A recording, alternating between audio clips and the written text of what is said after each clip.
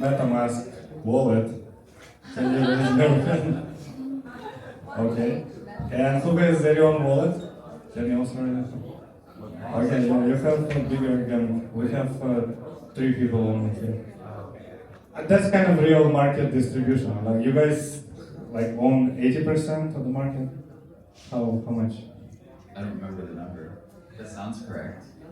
The last time I was checking, right, we're analyzing the data, we want to understand where is our position on the market, where is your, and there is public data in terms of swaps. Mm-hmm. So, like, it kind of like real, right? So you can, Yeah, it's kind of like a proxy for identifying that. yeah, and the data in terms of swaps, so like I saw that like MetaMask holds maybe 80% of swaps in wallet swaps. Mm-hmm. Then Coinbase around like 11, Okay. and Ethereum like 0.5. So we very tiny. Room to grow. Yeah. But yeah, I would say, we recently crossed 200 million installs across extension and mobile. And I think, a big part of that is just, it's always been the fact that MetaMask is very easy to integrate with dApps. And so a lot of users will use MetaMask to access dApps and to explore Ethereum and now L2s and Ethereum related chains. And now with Snaps being able to access the entire ecosystem. Yeah, nice. Okay. I have actually in mind three topics which you also might be interested to discuss.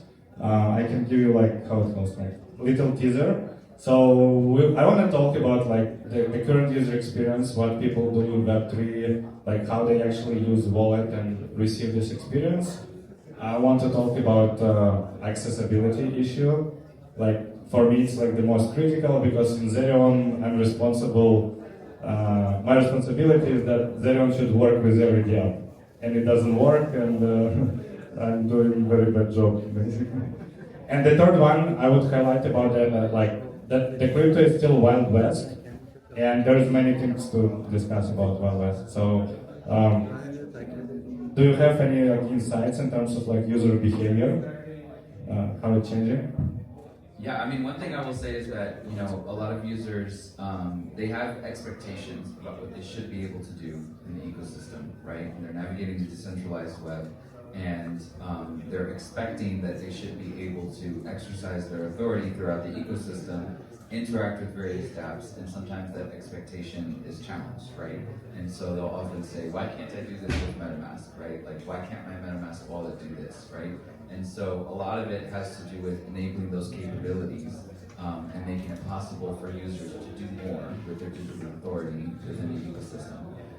And so, part of what we did with Snaps was simply to recognize that there is a wide variety of things that users want to do and that developers want to enable, and that we simply needed to provide a mechanism for developers to meet user needs. But yeah, what we've seen is, users are interested in exploring other ecosystems. We've seen that, there's an airdrop hunter cohort, and that's a healthy user behavior. There's, good and bad reasons why people want to chase airdrops, but we should be able to facilitate that if that's what people want to do in the ecosystem. And yeah, people just expect there's all these complexities to connecting to different blockchains and so forth, but users don't care about that. They just want to be able to connect, right? So you could tell them, hey, Cosmos works differently from Ethereum, and they'll say, I don't care, fix it, So it's like, they're coming to us with those expectations, and now we're building, the mechanisms for them to be able to do that. Like, what kind of mechanism? You mean the ZAPs? So you were talking about, standards and things that we can do in the ecosystem. One of my colleagues, Hassan, is going to have a talk at Wallet Uncon about what we're doing with CASA, which is the Chain Agnostic Standards Alliance, and essentially taking what we've done with the dApp connection and how wallets can communicate with dApps and applying that to a multi-chain future, and seeing how can we standardize the dApp to wallet connection in such a way that you can even connect across different blockchains that have, almost no similarities, right? But essentially a wallet can, or a dApp can describe what it wants to do, the wallet can describe what it's capable of supporting. Eric Marks is one of my colleagues here, who was also a great person to talk to about how this works. But essentially, being able to make it possible for users to have that wallet experience across a multi-blockchain ecosystem with a consistent experience, right? And so, we're working with Casa on enabling these standards that will then make the user experience of wallets better for everyone. Yeah, I can share from Zerion perspective. We become wallet just recently, like 1.5 years ago. We pivot from portfolio tracker into a wallet with inbuilt portfolio tracker. Since that, we actually start measure user behavior, for example. And I think in the first month when we released Dia browser inside the wallet, the number of transaction inside the Dia browser actually exceed the number of swaps or bridging or other transactions. So we start actually diving deeper into this, and we find out that that's our assumption, our bet, right, for the market, that the wallet become a browser. Basically. If we're talking about mobile, people wants to do things in the Web3 inside the wallet, and wallet is basically your extension for this the third dimension of the world. And then after this, and now and keep going, we start actually polish this browsing experience. Yeah, I will say that a lot of MetaMask users also on mobile, they tell us that they use the in-app browser to access various dApps, to access various blockchain opportunities. I would say, essentially whether it is an airdrop or an NFT to claim, or some way to maybe buy a new token. They will reach out to us and say, especially when it doesn't work, right? They'll reach out to us and say, hey, I'm trying to do this in the in-app browser, right? So they actually do think of MetaMask as, the tool that enables them to start exploring the decentralized web and then interacting with those applications. And so that in-app browser experience is super important. And along with this, what you mentioned just now made me remember, we recently had, there's a couple of snaps that support Cosmos, and we saw a lot of activity around users trying to check their Celestia airdrop balance, and some of them were actually accessing Cosmos through the Cosmos snaps because they were looking for that, they were connecting to the Celestia dApp, right, to then check their balance. And so essentially there's all of these actions that users want to take, and they are expecting that the wallet will enable them to take those actions, and that they will be able to do that, and they definitely make themselves heard when it doesn't work the way they expect it to. Actually, I got idea what kind of feature is missing in crypto wallet, which any of you want but don't have? Yes. Or you satisfied basically with everything? No, this is a good question. What is it that's missing in wallets? You can throw out some ideas here. I would say I see wallet as one of the identity layer, just for event registration, for example. When I try to log in Luma, if we have a Web3 kind of Luma in the future, we're just logging with our wallet that have our identity info, our email and names. So we're just doing logging with our wallet, if that's possible. Yeah, that's great. Let's say more interactivity with the user. More interactivity with the user. So for most dApps still, if you were to go inside a transaction on any protocol, it would just give you the various arguments in hexadecimal and just unreadable. So you usually don't know what you're signing still. But there is a solution signed with Ethereum, right? It's supposed to solve. So I wish all wallet implement. If you use sign with Ethereum, it actually show you what kind of what are you signing basically. Yeah, so signing with Ethereum is really cool because you can bind the dApp to the sign-in method, right? So you can actually also, it's a bit of a security measure as well to ensure that you're signing into the correct dApp. On top of that though, what we've seen some developers doing with snaps is to enable to use JSON Web Tokens and essentially store a sign-in credential and then make that login even more seamless so that when you come back to the dApp, it just checks for the credential that you've already stored, and then you can have, for a period of time, seamless login every time you go back to that dApp, and can leverage those tokens across different dApps. And I was going to mention on the Luma thing, what's interesting is that these dApps essentially have a way to identify you as a user, but then what do they do with that association that they built, right? They need like a way to store that. You want to take that with you in your wallet. And so that's part of the reason why with the Snaps platform, it was so important to offer a storage layer and a way for dApps to have a way to access that information, right? And so, in the future, I think something that you're going to see is you build these associations. They may be credentials or some sort of like, in the old days we called them cookies. It's not a bad word. It's essentially just like, I signed into this dApp and I want to save that information somehow. You can store that within a Snap and then essentially have a place where you can see a lot of different information that is not just on-chain information, but is essentially these off-chain like identifiers that you generated. And then you could essentially see eventually what are all the events that I've signed up for. Not just by having to like search through my email, but actually going into my wallet to see like a Luma, Snap interface.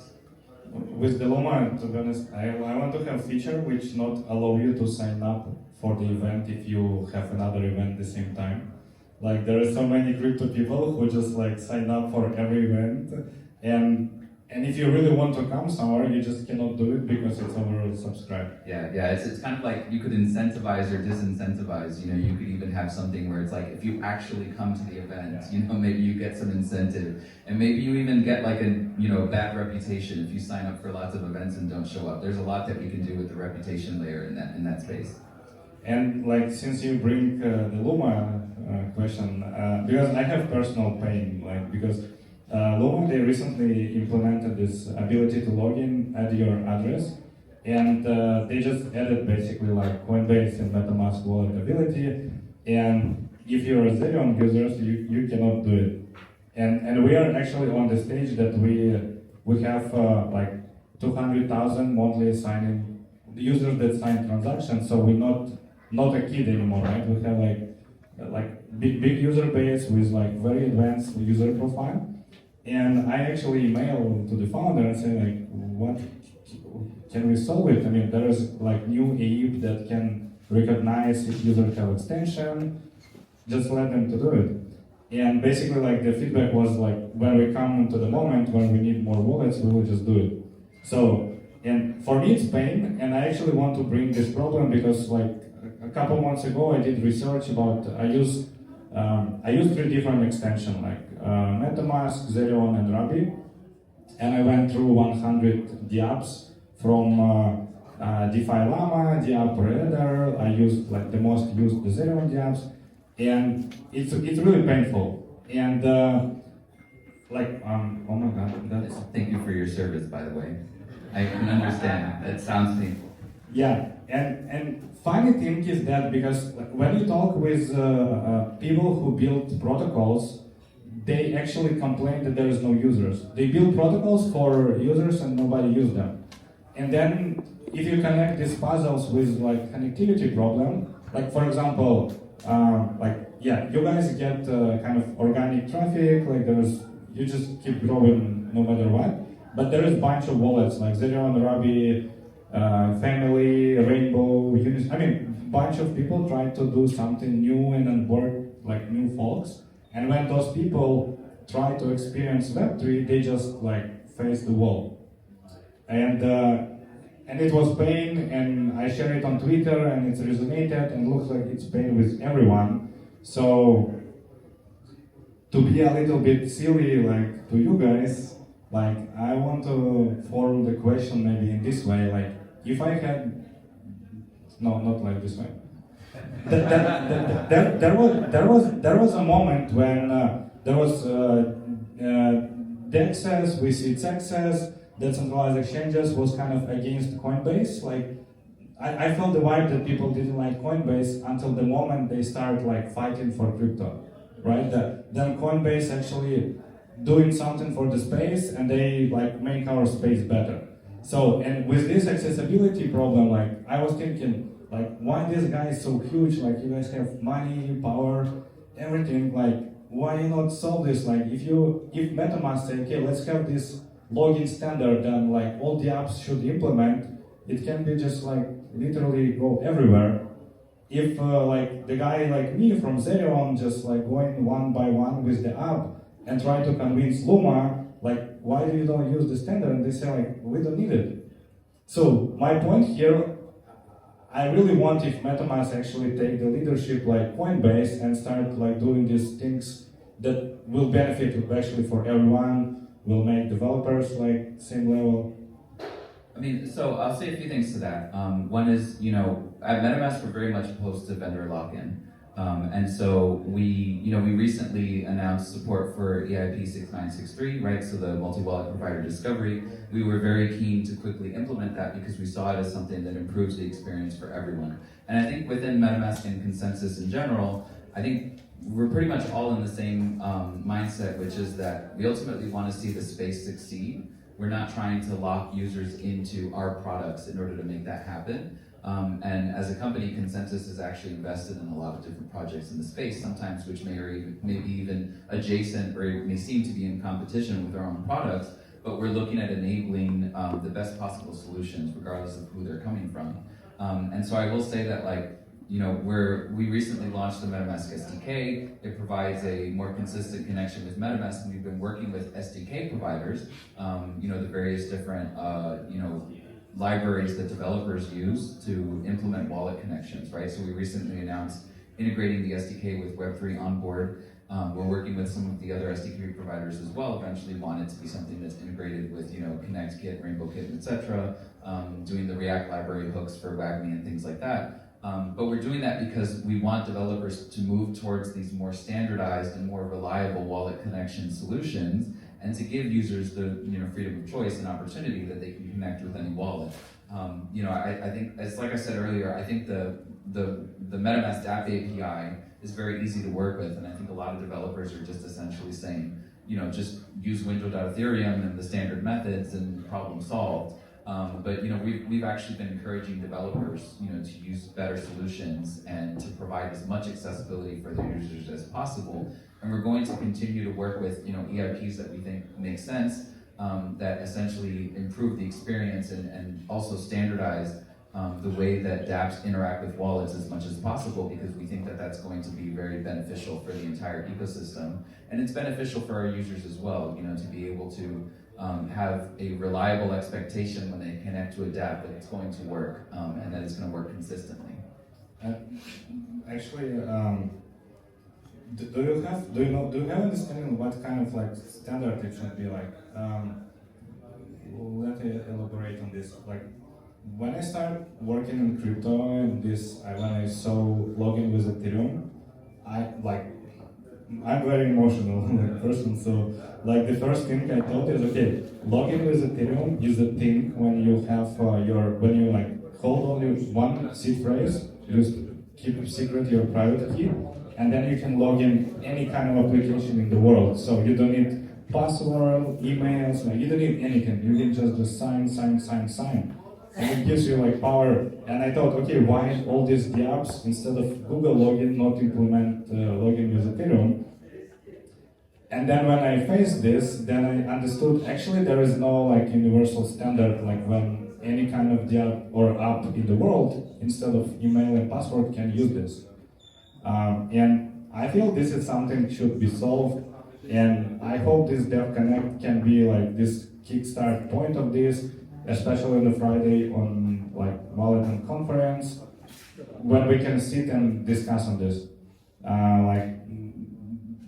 Do you know how it should be? Like, should it be some kind of ERC type standard that, okay, like you can log in and connect, or? Yeah, so I know that there's protocol standards and wallet standards, and I think, I know in the account space, there's a lot of work being done in programmable accounts, eventually being able to integrate different identity providers, even having things like, I can sign in with a Google account and so forth, and then how do you then expose that to dApps as well, right? So I have a smart account, and that allows me to leverage that as a way to integrate all of these different authentication methods with all kinds of different dApps.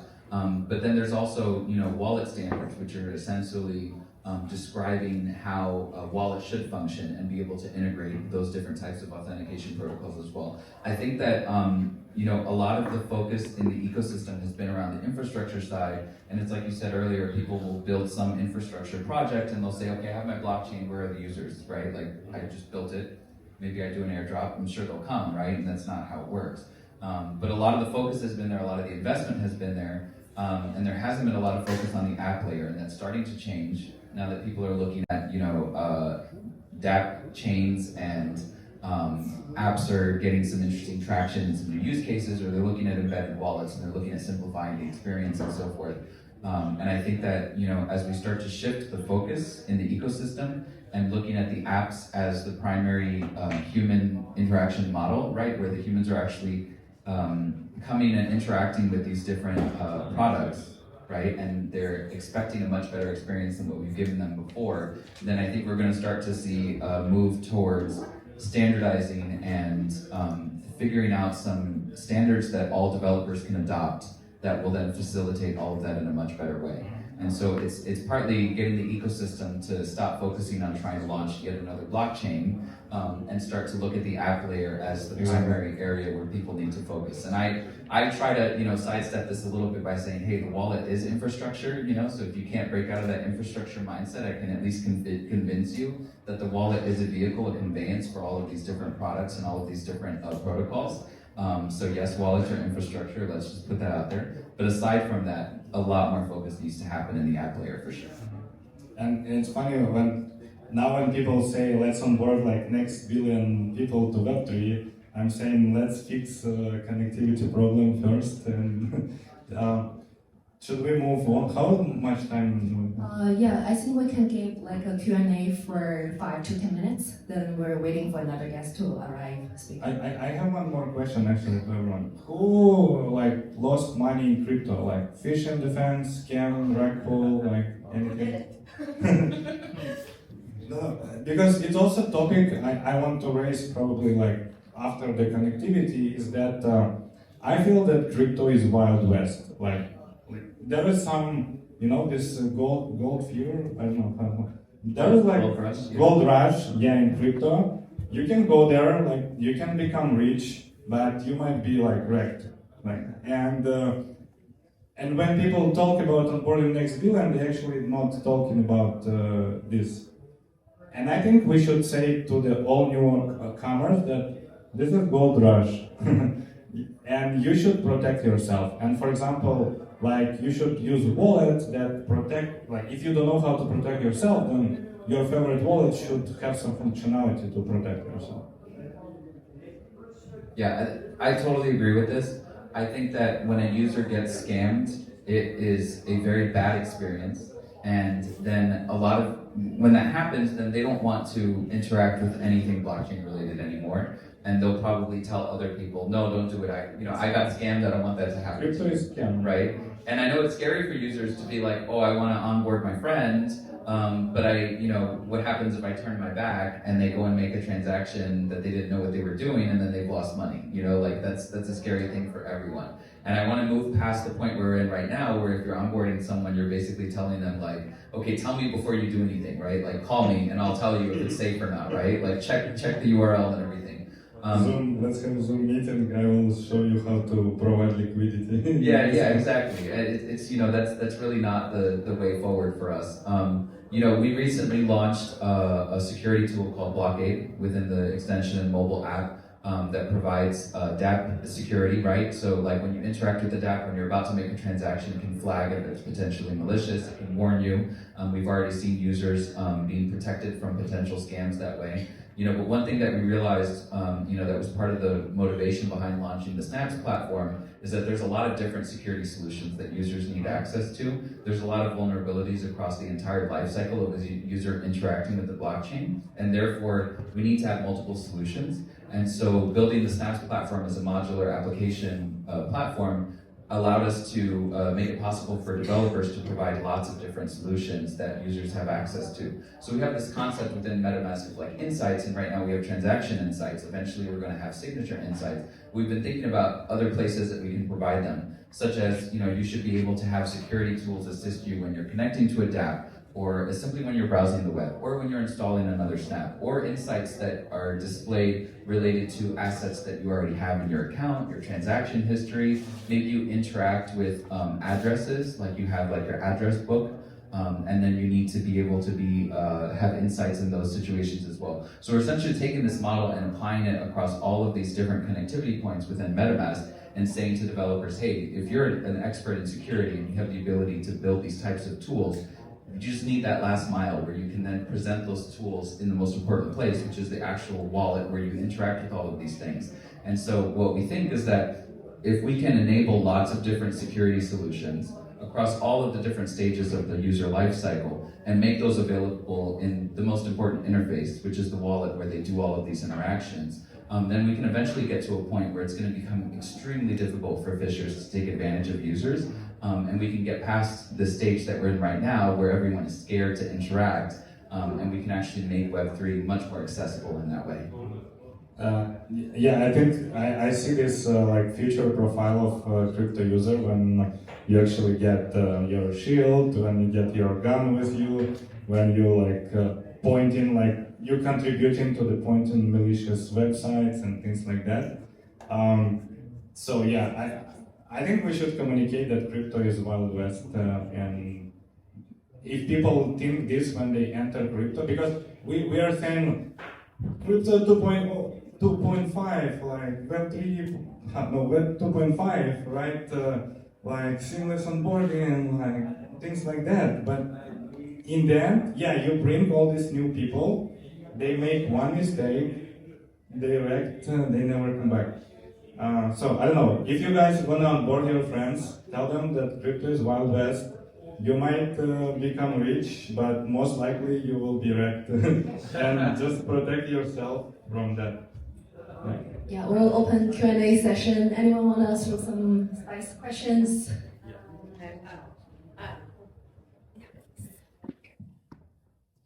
I was curious if you're doing any type of education or onboarding when it comes to teaching people MetaMask.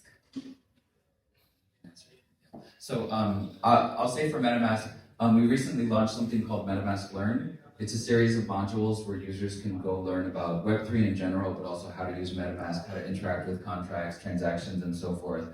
We recently launched a security module, which is interactive. That one's really exciting because we needed to help users understand, like you said, that crypto is the Wild West and help them understand what to look for. But this is essentially an educational platform where a user can learn about all of this before they actually, put funds in their wallet, right? And so we're really excited about that. We've seen a lot of positive feedback from users who are using it, and we've been recommending to users that they go to MetaMask Learn when they're starting their journey. I would say from Xerion perspective, like product-wise, we kind of following. We still don't have, but we're gonna have this gamified way of like learning new things.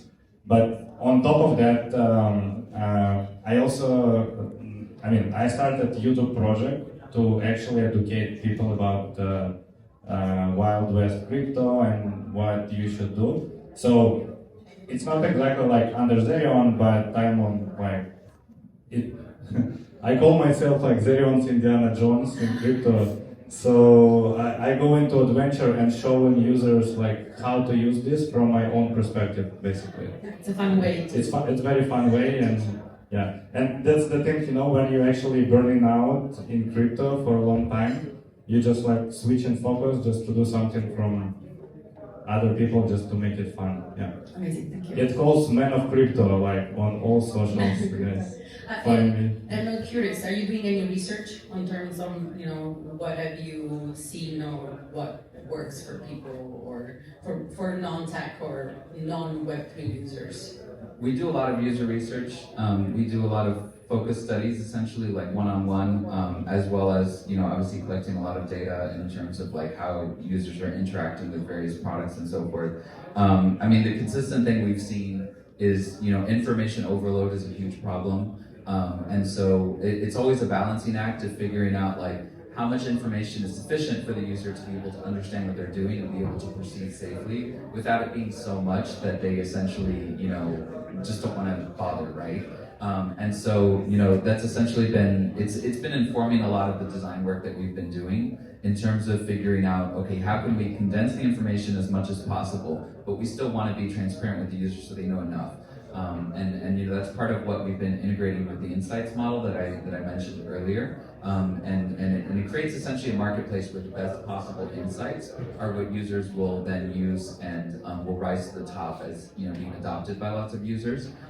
Yeah, but we're doing research all the time, and you know, it's a big consideration for us. We want to make sure that users who have no technical understanding whatsoever should be able to come into these products and use them and do what they need to do without having to, you know, go read a manual or, you know, have to go to our documentation. I don't do any user research. No, I mean, from user behavior, like, yeah, of course, I don't have anything to add on this. Like, it's like the product team, yeah, they try to improve user experience. For example, now Xerion works on actually redesigning how you experience Web3. It will be a little bit different UX than you get used to for the like last several years. So we will put less space for DeFi, but we bring more space for like your identity, and we bring more space for like your Web3 exploration. That's kind of new insight, which gonna be I don't know, probably like live next year, beginning of next year. Yeah. Thank you so much. Do we have more questions? This will be the Yeah, last question. we do. Sorry about it. Yeah, I just have a question. As you said, crypto is the Wild West right now, and I think we're like onboarding next billion users. There's going to be regulations to come, right? Such as MiCA in Europe, for example. So the question that I have is there anything that you guys are planning to do in regards to the digital identities to bring the user experience and to make them more compliant with the regulations? So like, for example, the MiCA, EU users will be required to have KYC information, right? So the question is, For self-custodial wallets. KYC for self-custodial. well, yeah, it's more for like, it's not really related to the wallets, like to the non-custodial wallets, it's more related to the D apps and to like the user interaction with the D apps. But the question is like, are you planning to do anything in regards to the digital identities to have like the user data information within the wallet? I know you said that you're like not planning to lock in users within your product, right? To like give users other options. But the question is, is there going to be an option for the users to basically create a DAD within the wallet, and then afterwards with Xerion or MetaMask they'll be able to connect to the D apps and then bypass their identification with just a click within the wallet? I know that. Yeah, there's a couple things we're doing in this space. So Snaps is the way that we are exploring decentralized identity, and one thing that it allows us to do, like you mentioned, is you can store decentralized identity profiles, right? And these can even be like European ID information. Because MetaMask is self-custodial, it makes it a very secure way to store it because you don't have to rely on an external server. You can store that information within MetaMask itself. And then on top of that, you know, with ZK technology, we can eventually get to the point where you can prove that you are the holder of an ID without necessarily having to reveal that information, or have an attestation that you completed a KYC with an external provider without having to then reveal all of that information to a DApp. You know, our position is that, you know, MetaMask being self-custodial, right, it should be optional. Everything should be optional for the user, right? So some users need this functionality to then go interact with dApps within their jurisdiction, and Snaps gives them that optionality where a decentralized identity provider can provide these types of compliant KYC solutions, and so that's essentially the way that we're exploring that. And I believe, I mean, there is no regulation for self-custodial wallet itself, so the wallet is like software for doing things, and if it's mandatory for the user, there will be definitely third party like which will be eligible to do this KYC. Like if you want to integrate it inside the wallet, it can be just, I don't know, either backlink, either just some application that run inside. But until the moment, there is no like clear regulation that the wallet should have it. There is no sense to bring it. It just would like make user experience worse for now. Yeah. And I would say like this: if there is regulation come on ramps or on swaps or on bridging, then we just use the third party which is regulated, and we integrate already regulated parties into Xerion. Yeah. All right, thanks.